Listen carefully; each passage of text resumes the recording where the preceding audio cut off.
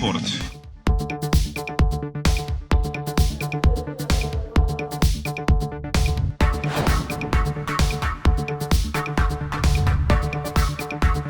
Ladies and gentlemen, welcome to Barcelona, where the local time is 45 minutes past 7. La revedere! La revedere!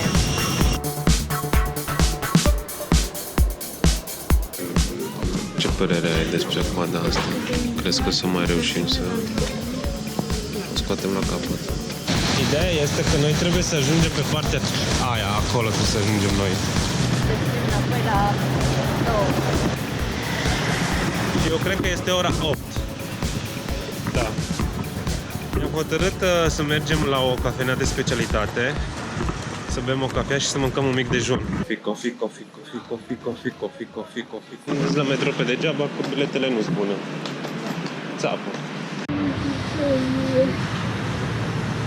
Uite, cer albastru, soare, unde sunt norii despre care vorbeam? Ce nu facem noi pentru o cafea? Uite-l.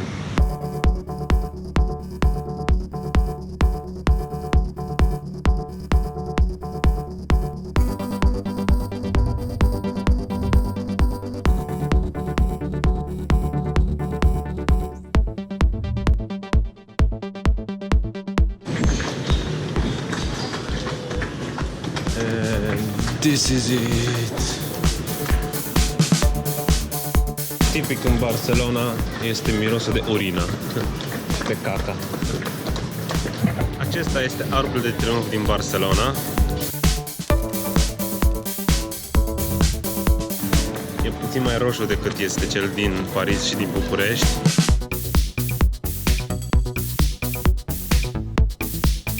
Ne îndreptăm spre aeroport, către zborul de legătură și cred că va trebui să mergem pe partea aia de acolo. Suntem înapoi la aeroporto, terminalul T1. De la T1 cred, nu? La T2?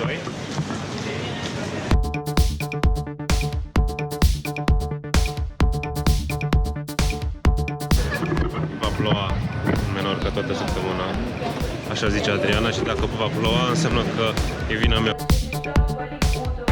Adriana, vrei să luăm ceva de la Duty Free? Ce anume? Tom Ford?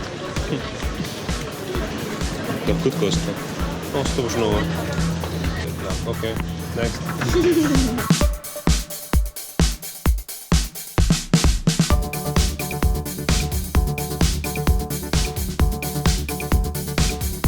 Adriana ieșind din Victoria's Secrets, cam mulțumită de ce a văzut. Da.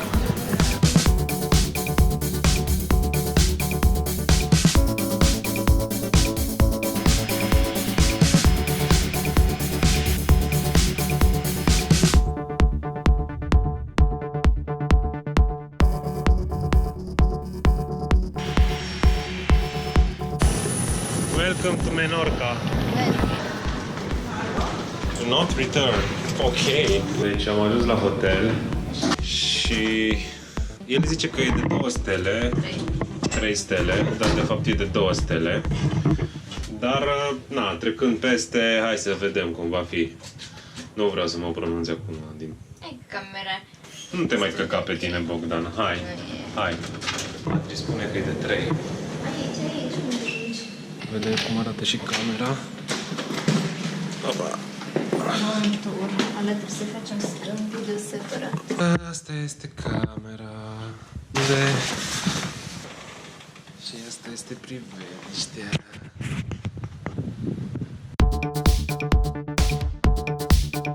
Mergem la plajă, că este vremea bună. Uite, vezi, cerul este albastru. Numai că e prea înnorat. E nimeni pe plajă. Where is everybody? Unde e lumea?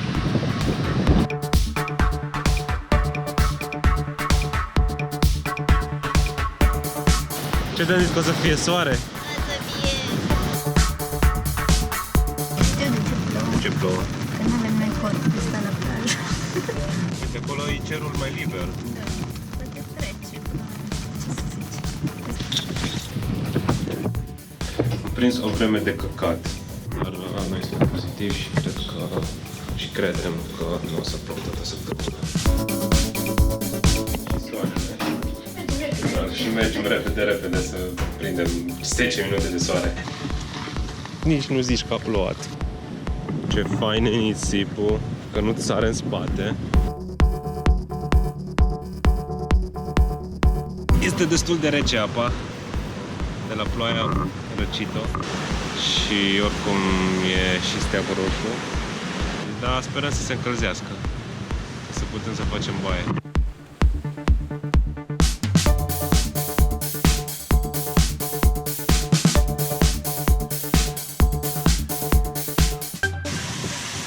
Da! Welcome to Menorca!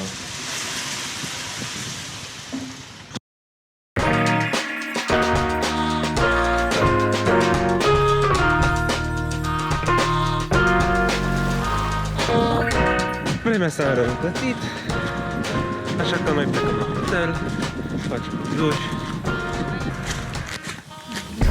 Făcut duș, mergem la El Toro. Monte Toro. Cel mai înalt punct din Menorca, da. Când e vreme bună, poți să vezi și Mallorca. Da. Coasta Mallorca, da. Dar nu e vreme bună azi.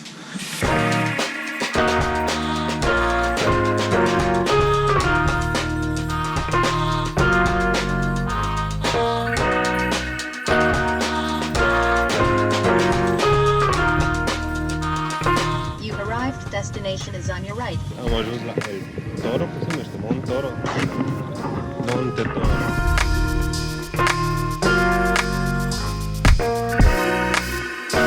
Ce părere ai? Ce înseamnă Toro?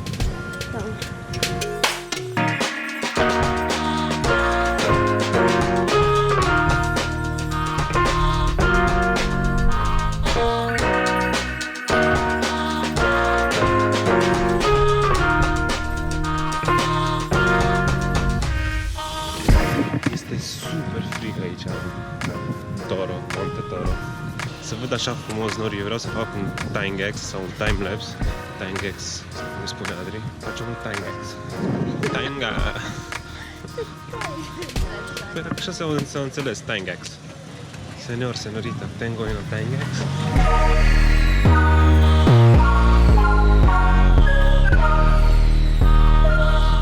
Numărul meu de super tare, deși că e leather. Sunt pentru călini. Am terminat cu El Toro și mergem la Toro. All set, let's go.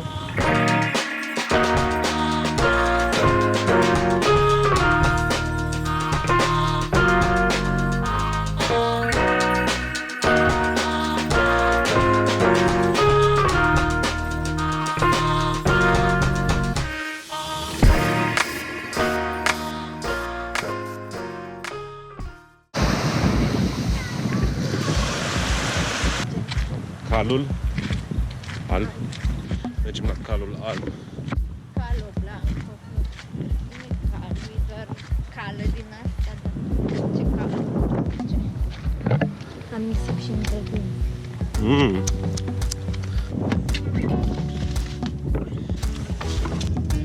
Aia o fi parcarea. You've arrived. Destination is on your left. Am ajuns la calul alb. La cal. Pe aici? Mamă! Ce e locul ăsta? Să-l pun loc de fumat.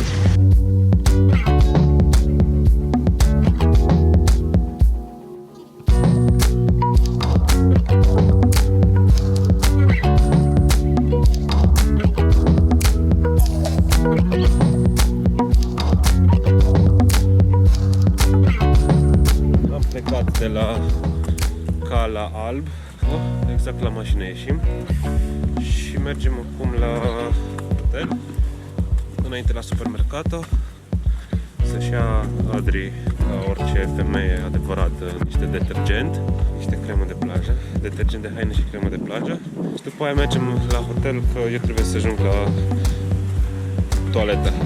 Today was a good day.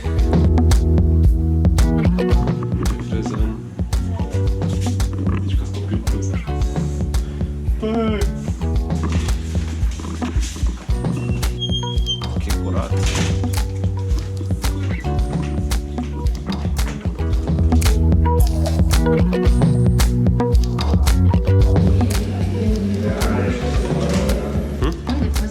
Prostivissimul.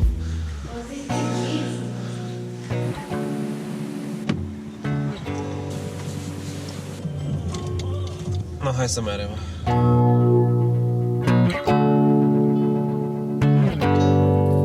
Am ajuns la Enturcheta pentru că la Macarela nu am putut merge cu mașina. Trebuie să lași mașina într-o parcare și de acolo să iei un bus care te duce până acolo. Și dacă vrei să mergi pe jos, faci cam 30-40 de minute doar căriși și să te pierzi și vremea nu e tocmai ok pentru a merge pe jos. Plus că nu avem nici echipament. Eu mi-am uitat șlapii. Flip-flopsii la hotel. Și așa că mergem la Calea Enturcheta să vedem cum e. Să vedem dacă stăm acolo sau nu. Dacă nu stăm acolo, plecăm la Macarela cu busul. Ideea e că nu vezi pe net dacă spune vezi că trebuie să mergi până acolo, că nu poți să mergi cu mașina, că chestii din astea. Sau mă rog, n-a găsit Adri. Bine că ai găsit tu.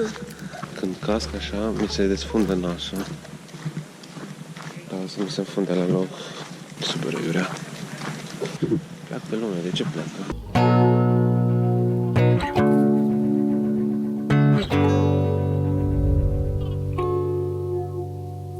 Nu ne-am mai dus la Cala, la Marcala. Lasă, dracu. Ha? Sau cum să numim? Marcaleta, Marcala. Nu ne-am mai dus acolo, am venit la Migiana, care este o altă plajă. Că ne-am enervat, dar era un drum aiurea de tot. Și atunci am zis că venim aici. Bă, la ce plajă au ăștia și pe cât e drumul nu prea. Nu? Ba, n-aș zice nu. Nu-ți place decât la plajă și drumurile astea? Nu-ți place? Ba, e fain. Ne mutăm în Spania. Știi că n-am fost niciodată la Costinești. Dar tu ce unde ai fost? La Mamaia și la Vama. Atunci la Mamaia și la Vama și tot mai mult ca aici. Deci cred că încoace, nu? Sau? Ca la Migiana? Por aquí. No? Gracias.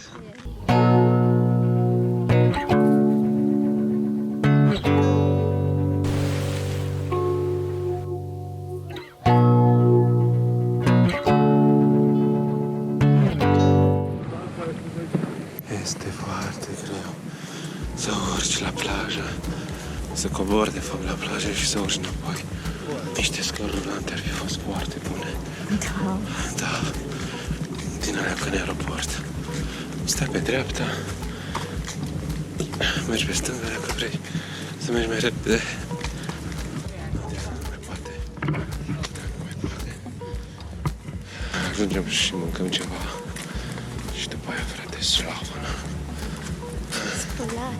Spălat și Aștept slavă. să stau jos năsit.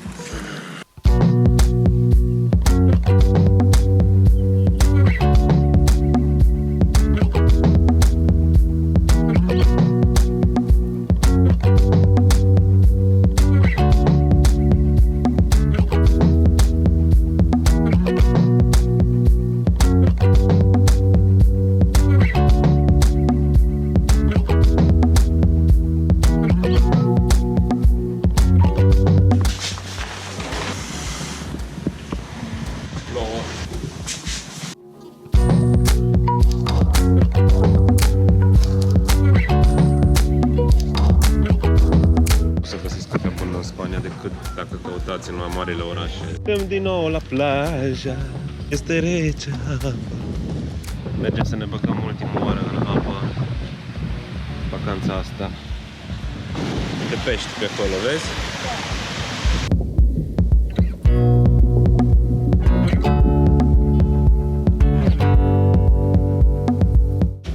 Am ajuns și la hotel. Mergem să facem duș. Sărăciu le pierd. Bă, dar roșu rău de tot. Tu știi decât crema de depistare.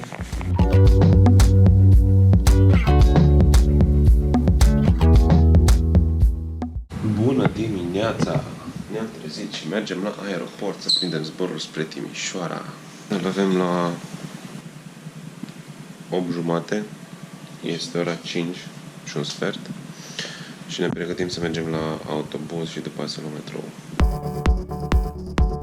Comandă de druz la mine apare de 40 cu 46, ne? Așa e și la tine.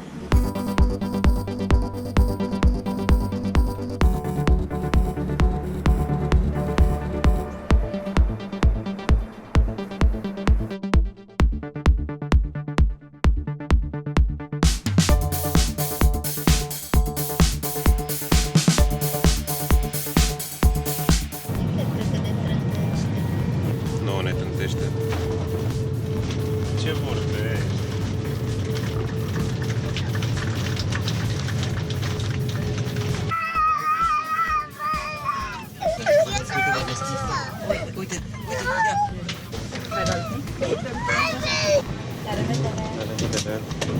Am ajuns în Timișoara, vacanța s-a terminat, mergem acasă să ne vedem pisica, îl așteptăm, da, îl așteptăm pe Nea Ionica să vină după noi. Mi-aș dormi, dar aș și bea o cafea, pentru că n-am mai băut o cafea bună de o săptămână. Și să mâncăm ceva. Dacă v-a plăcut acest vlog, nu uitați să dați like, subscribe și până data viitoare, toate cele bune. Nea Ionica? Unde ești?